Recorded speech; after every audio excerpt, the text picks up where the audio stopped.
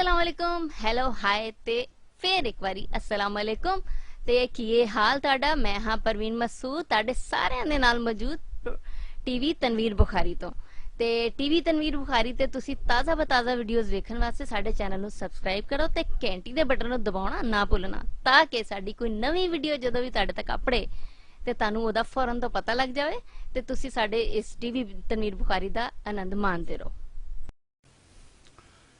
सम्मी कहंदी तोतिया कुछ नहीं जिचना ढोल ना होवे। सम्मी कहंदी तोतिया कुछ नहीं जिचना ढोल ना होवे। सिगरट नू की करना जेकर माचिस कोल ना होवे।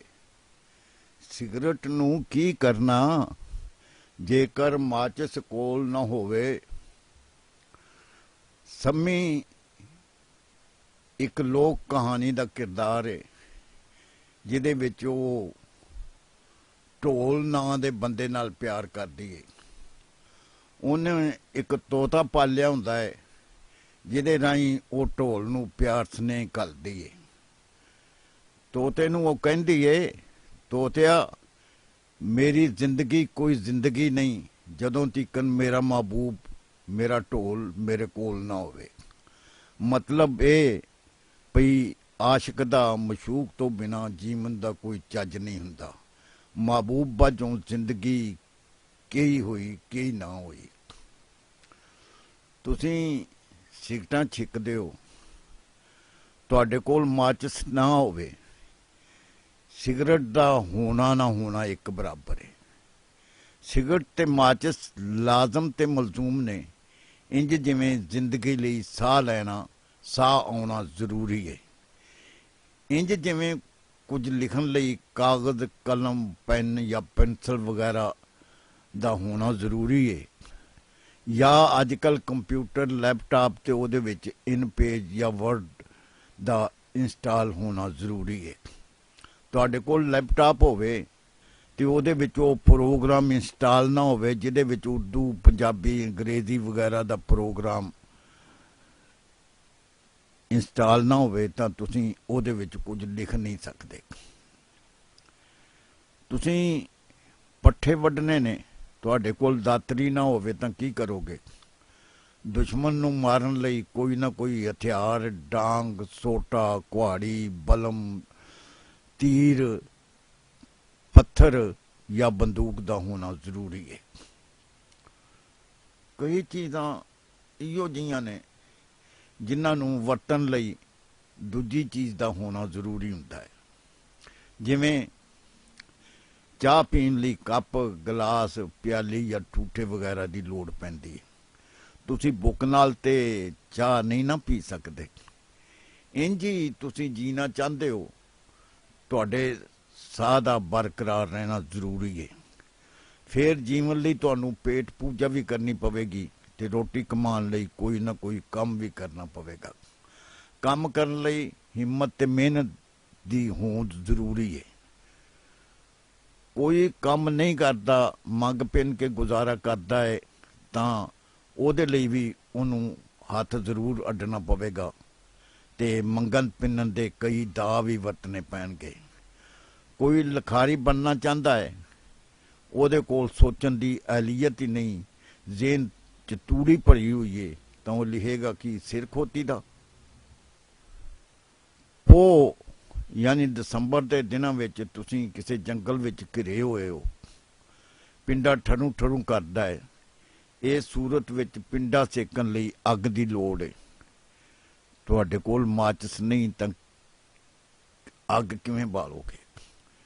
ਉਹ ਪੁਰਾਣੇ ਵੇਲੇ ਗਏ ਜਦੋਂ ਪੱਥਰ ਨੂੰ ਪੱਥਰ ਤੇ ਮਾਰ ਕੇ ਜਾਂ ਲੱਕੜ ਨੂੰ ਵਰਮਾ ਮਿੱਥ ਕੇ ਦੂਜੀ ਲੱਕੜ ਵਿੱਚ ਜ਼ੋਰ ਜ਼ੋਰ ਨਾਲ ਫੇਰੋ ਜਿਵੇਂ ਮਧਾਣੀ ਨਾਲ ਦੁੱਧ ਡਿੱਕੀਦਾ ਹੈ ਤੇ ਫੇਰ ਕੋਈ ਚਿਨਕ ਫੁੱਟ ਕੇ ਸੁੱਕੇ ਬਾਲਣ ਚੋਂ ਧੂੰ ਕੱਢਣ ਲੱਗ ਪਏ। ਤੇ ਜੇ ਸੁੱਕਾ ਬਾਲਣ ਹੀ ਨਾ ਹੋਵੇ ਉਤੋਂ ਮੀਂਹ ਵਰਨ ਲੱਗ ਪਏ ਤਾਂ ਕਿਹਦੀ ਮਾਂ ਨੂੰ ਮਾਸੀ ਆਖੋਗੇ? ਆਂਦੇ ਨੇ ਰੋਟੀ ਖਾਣ ਲਈ ਲਾਜ਼ਮਾ ਯਾਨੀ ਸਾਲਨ ਜ਼ਰੂਰੀ ਹੈ, ਪਰ ਮੈਂ ਨਹੀਂ ਮੰਨਦਾ।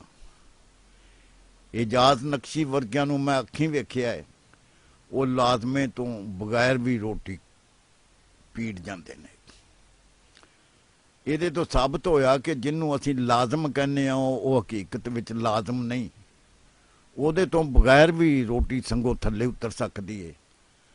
ਪਰ ਜਿੱਥੋਂ ਤੋੜੀ ਸਿਗਰਟ ਦਾ ਮਾਮਲਾ ਹੈ, ਉਹ ਸਲਗਾਨ ਲਈ ਮਾਚਿਸ ਦਾ ਹੋਣਾ ਬਿਲਕੁਲ ਲਾਜ਼ਮ ਹੈ, ਜਿਵੇਂ ਜੀਵਨ ਲਈ ਸਾਹ ਸੱਤ ਦਾ ਹੋਣਾ ਜ਼ਰੂਰੀ ਹੈ।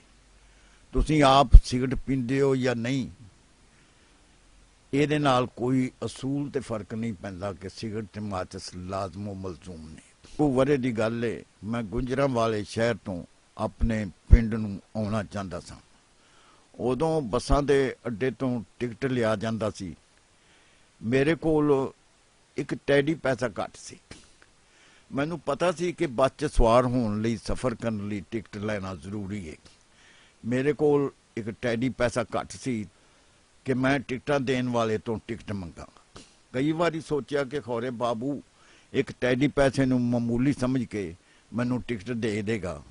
ਕਦੀ ਸੋਚਦਾ ਉਹ ਮੈਨੂੰ ਮੰਗਤ, ਫਕੀਰ ਜਾਂ ਮੁਹਤਾਜ ਸਮਝ ਕੇ ਰਹਿਮ ਖਾ ਕੇ ਟਿਕਟ ਕੱਟ ਦੇਗਾ। ਪਰ ਮੇਰੀ ਅਣਖ ਗਾਲਬ ਆਈ ਤੇ ਮੈਂ ਟਿਕਟਾਂ ਵਾਲੀ ਖਿੜਕੀ ਤੋਂ ਮੂੰਹ ਮੋੜ ਕੇ ਇਸ ਅਸੂਲ ਉੱਤੇ ਈਮਾਨ ਲੈ ਆਂਦਾ ਕਿ ਸਫ਼ਰ ਕਰਨ ਲਈ ਟਿਕਟ ਦਾ ਹੋਣਾ ਜ਼ਰੂਰੀ ਹੈ ਤੇ ਟਿਕਟ ਲੈਣ ਲਈ ਪੂਰੇ ਪੈਸਿਆਂ ਦੀ ਹੋਂਦ ਵੀ ਲਾਜ਼ਮ ਹੈ। ਉਹਨਾਂ ਦਿਨਾਂ ਵਿੱਚ ਸ਼ਿਵਪੁਰੇ ਨੂੰ ਇੱਕ ਲਾਰੀ ਜਾਂਦੀ ਸੀ। ਮੈਂ ਉਸ ਲਾਰੀ ਵਿੱਚ ਬਹਿ ਕੇ ਰਾਹ ਵਿੱਚ ਬੇਗਪੁਰ ਦੇ ਅੱਡੇ ਤੋਂ ਉਤਰ ਕੇ 15 ਮੀਲ ਦਾ ਪੈਦਲ ਸਫ਼ਰ ਕਰਕੇ ਘਰ ਆਪੜ ਸਕਦਾ ਸਾਂ। ਸ਼ਿਵਪੁਰੇ ਦੀ ਟਿਕਟ 8 ਆਨੇ ਦੀ ਸੀ ਤੇ ਮੇਰੇ ਕੋਲ ਟੈਡੀ ਪੈਸਾ ਘੱਟ 12 ਆਨੇ ਸਨ। ਮੈਂ 8 ਆਨੇ ਦੀ ਟਿਕਟ ਲਈ ਤੇ ਬਾਕੀ ਦੇ ਪੈਸਿਆਂ ਦੀਆਂ ਟਿਕਟਾਂ ਲੈ ਲਈਆਂ ਤੇ ਲਾਰੀ ਚਾਨ ਬੈਠਾ।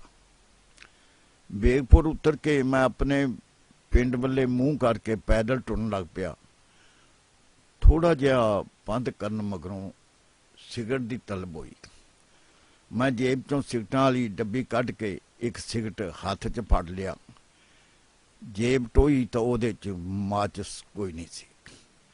ਮੈਂ ਆਪਣੀ ਅਕਲ ਨੂੰ ਟੋ ਫਿੱਟ ਕਰਨ ਲੱਗ ਪਿਆ ਭਈ ਸਿਗਰਟਾਂ ਥੋੜੀਆਂ ਲੈ ਲੈਂਦਾ, ਨਾਲ ਇੱਕ ਆਨੇ ਦੀ ਮਾਚਿਸ ਵੀ ਲੈ ਲੈਂਦਾ। ਇਸ ਤਜਰਬੇ, ਵਾਕੇ ਤੇ ਲਾਜ਼ਮੇ ਦੀ ਅਣਹੋਂਦ ਤੋਂ ਮੇਰੇ ਤੇ ਸਾਬਤ ਹੋਇਆ ਕਿ ਮਾਚਿਸ ਤੋਂ ਬਗੈਰ ਸਿਗਰਟ ਬੇਕਾਰ ਹੈ। ਇੱਕ ਚੀਜ਼ ਦਾ ਹਾਸਲ ਕਰਨਾ ਤੇ ਉਹਨੂੰ ਵਰਤਣ ਵਾਲੀ ਚੀਜ਼ ਨੂੰ ਨਜ਼ਰਅੰਦਾਜ਼ ਕਰ ਦੇਣਾ ਬੇਵਕੂਫੀ ਨਹੀਂ ਤਾਂ ਹੋਰ ਕੀ ਹੈ। ਉਦੋਂ ਇਹ ਸ਼ੇਰ ਪੁੰਗਰ ਕੇ ਸਾਹਮਣੇ ਆਇਆ, ਸੰਮੀ ਕਹਿੰਦੀ ਤੋਤਿਆ ਕੁਛ ਨਹੀਂ, ਜਿਚਨਾ ਢੋਲ ਨਾ ਹੋਵੇ, ਸਿਗਰਟ ਨੂੰ ਕੀ ਕਰਨਾ ਜੇਕਰ ਮਾਚਿਸ ਕੋਲ ਨਾ ਹੋਵੇ। ਉਦੋਂ ਤੋਂ ਮੈਨੂੰ ਸਮਝ ਆ ਗਈ ਕਿ ਕੁਝ ਚੀਜ਼ਾਂ ਦੀ ਵਰਤੋਂ ਲਈ ਦੂਜੀ ਚੀਜ਼ ਲਾਜ਼ਮ ਹੁੰਦੀ ਹੈ ਤੇ ਕੁਝ ਲਈ ਦੂਜੀ ਚੀਜ਼ ਦਾ ਹੋਣਾ ਜ਼ਰੂਰੀ ਨਹੀਂ ਹੁੰਦਾ। ਇਜਾਜ਼ ਨਕਸ਼ੀ ਵਾਂਗੂ ਮੈਨੂੰ ਪਤਾ ਹੈ ਕਿ ਭੁੱਖ ਲੱਗੀ ਹੋਵੇ ਤਾਂ ਸਿਰਫ ਰੋਟੀ ਹੀ ਕਾਫੀ ਹੁੰਦੀ ਹੈ, ਲਾਜ਼ਮੇ ਤੋਂ ਬਗੈਰ ਵੀ ਸਰ ਜਾਂਦਾ ਹੈ। ਉਹ ਬੰਦਾ ਵੀ ਬੜਾ ਕਰਾਮਤੀ ਏ, ਬਿਨ ਸਾਲਨ ਦੇ ਰੋਟੀ ਜੋ ਖਾ ਲੈਂਦਾ। ਟਿਕਟਾਂ ਜੋਗੇ ਪੈਸੇ ਹੋਣ ਤੇ ਚਾਹ ਜੋਗੇ ਨਾ ਹੋਣ ਤਾਂ ਬਿਸਕੁਟ ਆਪੇ ਹੀ ਅੰਦਰ ਲੰਘ ਜਾਂਦੇ ਨੇ। ਮੈਨੂੰ ਇਹ ਵੀ ਪਤਾ ਹੈ ਕਿ ਅਣਖੀ ਤੇ ਚੱਜ ਦਾ ਜੀਨ ਹੰਡਾਉਣ ਲਈ ਬੰਦੇ ਦਾ ਮਿਹਨਤੀ ਹੋਣਾ ਜ਼ਰੂਰੀ ਹੈ। ਮੇਰੇ ਨਬੀ ਸੱਲੱਲਾਹੁ ਅਲੈਹਿ ਵਸੱਲਮ ਦਾ ਫਰਮਾਨ ਹੈ, ਕਿਆਮਤ ਵਾਲੇ ਦਿਨ ਮੇਰੇ ਕਿਸੇ ਉਮਤੀ ਦੇ ਚਿਹਰੇ ਤੇ ਗਦਾਈ ਦਾ ਦਾਗ ਨਾ ਹੋਵੇ। ਇਲਮੋਬਾਜ਼ ਫਕੀਰੀ ਨਿਰੀ ਜਹਾਲਤ ਹੈ, ਉਲਿਆਈ ਨਹੀਂ। ਈਮਾਨ ਲਈ ਯਕੀਨ ਲਾਜ਼ਮ ਹੈ। ਯਕੀਨ ਦੀ ਪਕਿਆਈ ਤੋਂ ਬਿਨਾਂ ਮੂੰਹ ਜ਼ਬਾਨੀ ਸ਼ਹਾਦਤ ਦੇਣਾ ਵੀ ਨਿਰੀ ਰਿਆਕਾਰੀ ਹੈ। ਤੁਸੀਂ ਹੱਜ ਕਰਨ ਜਾਣਾ ਹੈ ਜਾਂ ਉਮਰਾ ਕਰਨ, ਇਹਦੇ ਲਈ ਤੁਹਾਡੇ ਕੋਲ ਜ਼ਾਦੇ ਰਾਹ ਯਾਨੀ ਮੱਕੇ ਮਦੀਨੇ ਜਾਣ ਦੀ ਟਿਕਟ ਜੋਗੇ ਪੈਸੇ ਤੇ ਉੱਥੇ ਰਹਿਣ ਦਾ ਖਰਚਾ ਹੋਣਾ ਲਾਜ਼ਮ ਹੈ। ਉਹ ਕਾਹਦਾ ਹੱਜ ਜਾਂ ਉਮਰਾ ਹੈ ਜਿਹੜਾ ਮੰਗ ਪਿੰਨ ਕੇ ਇਕੱਠੇ ਕੀਤੇ ਪੈਸਿਆਂ ਨਾਲ ਕੀਤਾ ਜਾਏ, ਜਾਂ ਲਾਟਰੀ ਰਾਹੀਂ ਉਮਰੇ ਦਾ ਟਿਕਟ ਲੈ ਕੇ ਮੱਕੇ ਮਦੀਨਿਓਂ ਗੇੜਾ ਮਾਰ ਆਮਦ ਦਾ ਸਵਾਬ ਖੱਟਣ ਦਾ ਆਪਣੇ ਆਪ ਨੂੰ ਧੋਖਾ ਦੇਣਾ। ਹੱਜ ਸਿਰਫ ਉਸ ਹਾਲਤ ਵਿੱਚ ਫਰਜ਼ ਹੈ ਜਦੋਂ ਬੰਦੇ ਕੋਲ ਖਰਚੋਂ ਵਾਧੂ ਹਲਾਲ ਕਮਾਈ ਦੇ ਪੈਸੇ ਹੋਵਣ।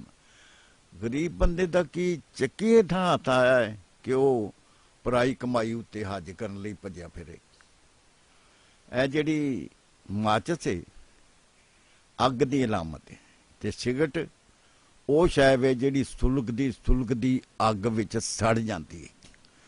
ਅੱਗ ਹਰਾਰਤ ਹੈ, ਹਿੱਦਤ ਹੈ, ਸੇਕ ਹੈ, ਜਿਹੜੀ ਮੇਚੇ 'ਚ ਰਵੇ ਤਾਂ ਦੀਵੇ ਸ਼ਮਾ ਜਾਂ ਲਾਲਟੈਨ ਦੀ ਸੂਰਤ ਵਿੱਚ ਨੂਰ ਚਾਨਣਾ ਬਣੀ ਰਹਿੰਦੀ ਹੈ ਤੇ ਮੇਚਿਓਂ ਵੱਧ ਕੇ ਭਾਂਬੜ ਲਾਂਬੂ ਤੇ ਮੁਆਤਾ ਬਣ ਜਾਂਦੀ ਹੈ। ਹਯਾਤੀ ਵੀ ਇੱਕ ਹਰਾਰਤ ਦਾ ਨਾਂ ਹੈ ਜਿਹੜੀ ਅੰਗਾਂ ਨੂੰ ਮੇਚੇ ਦਾ ਸੇਕ ਦਾਨ ਕਰਕੇ ਉਹਨਾਂ ਨੂੰ ਹਿੱਲਣ ਜੁਲਣ ਯੋਗ ਚਾਲੂ ਰੱਖਦੀ ਹੈ। ਇਸ ਹਰਾਰਤ ਤੋਂ ਬਿਨਾਂ ਪਿੰਡਾ ਬਰਫ ਹੀ ਬਰਫ ਹੈ ਜਿਹੜੀ ਪੱਗਰ ਕੇ ਅੱਖਾਂ ਵਿੱਚੋਂ ਸਿਮਦੀ ਰਹਿੰਦੀ ਹੈ ਤੇ ਬੰਦਾ ਨਿਰਾ ਰੋਣ ਜੋਗਾ ਰਹਿ ਜਾਂਦਾ ਹੈ। ਰੋਣਿਆਂ ਨੂੰ ਜ਼ਿੰਦਗੀ ਮਾਣਨ ਦਾ ਵੇਲਾ ਹੀ ਨਹੀਂ ਮਿਲਦਾ ਤੇ ਉਹ ਰੋਂਦੇ ਰੋਂਦੇ ਕਬਰੀਂ ਜਾ ਵੜਦੇ ਨੇ। ਡੱਬੀ ਮਾਚਸ ਨਾਲ ਦੀਵਾ ਵੀ ਬਾਲ ਸਕਦਾ ਹੈ ਤੇ ਚੁੱਲ੍ਹਾ ਵੀ। ਇਹਦੀ ਇੱਕ ਤੀਲੀ ਨਾਲ ਕਿਸੇ ਦਾ ਖਲਵਾੜਿਆ ਜਾਂ ਖਲੀ ਖਲੋਤੀ ਪੈਲੀ ਵੀ ਸਾੜੀ ਜਾ ਸਕਦੀ ਹੈ। ਇਹਦੀ ਸੱਚੀ ਵਰਤੋਂ ਨਾਲ ਰੌਸ਼ਨੀ ਪੈਦਾ ਕੀਤੀ ਜਾ ਸਕਦੀ ਹੈ ਤੇ ਚੱਜੀ ਵਰਤੋਂ ਨਾਲ ਭਾਵੇਂ ਪੂਰੇ ਪਿੰਡ ਨੂੰ ਸਾੜ ਦਿਓ। ਹਾਂ, ਤੇ ਮੈਂ ਲਾਜ਼ਮੇ ਦੀ ਗੱਲ ਕਰ ਰਿਹਾ। ਜੀਵਨ ਲਈ ਕੀ ਲਾਜ਼ਮ ਹੈ? ਬੰਦਿਆਈ ਦਾ ਨਿੱਘ, ਬੰਦਿਆਈ ਦਾ ਨਿੱਘ, ਈਮਾਨ ਦਾ ਸੇਕ, ਆਪਣੇ ਪੂਰੇ ਢਿੱਲ ਨਾਲ ਮਿਹਨਤ, ਅਣਖ, ਗੈਰਤ ਤੇ ਕੌਮੀ ਹਮੀਅਤ ਦੀ ਸੱਚਾਈ। ਮੈਂ ਉਹਨਾਂ ਨਾਲ ਮੁਖਾਤਬ ਨਹੀਂ ਜਿਨ੍ਹਾਂ ਦੀ ਹਯਾਤੀ ਦਾ ਕੋਈ ਮਕਸਦ ਹੈ ਹੀ ਨਹੀਂ।